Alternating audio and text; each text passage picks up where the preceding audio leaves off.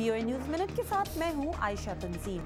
Kurd बागी गिरोह PKK की 3 खातून कारकुनान को पेरिस में उनके दफ्तर इंफॉर्मेशन सेंटर ऑफ कुर्दिस्तान में गोली मारकर हलाक कर दिया गया है। उनमें से एक खातून PKK के बानी अरकान में शामिल थी। एक बरतानवी रिपोर्ट के मुताबिक दुनिया भर में हर साल 2 अरब टन के बराबर यानी तकरीबन निस्फ के करीब ग़िज़ाई अशिया मुख्तलिफ वजूहात से ज़ाया कर दी जाती हैं।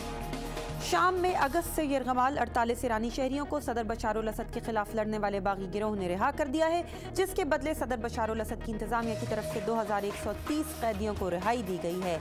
ईरान इस तनाज़े में सदर बशार अल असद की हिमायत कर रहा है। और कनाडा के शहर मॉन्ट्रियल के शुमाल में 1 दर्जन व्हेल मछलियां बर्फ की चादर के नीचे फंस गई हैं और बर्फ में एक सुराख के जरिए सांस ले रही हैं। मकामी मछुआरों ने हुकूमत से दरख्वास्त की है कि उनकी मदद की जाए।